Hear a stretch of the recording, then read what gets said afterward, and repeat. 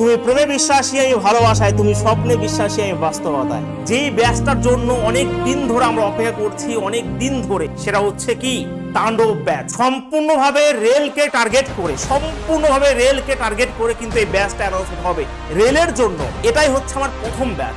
পুলিশের জন্য পড়িয়েছি, তারা যদি 35-এর মধ্যে 33খানা 34খানা যদি ম্যাথ জিআই করে আসতে পারছে, তাহলে যদি স্পেশাল ভাবে রেলের ব্যাচ করানো হয়, তাহলে ওয়েস্ট বেঙ্গলে কি হবে এখন ভেবে দেখ।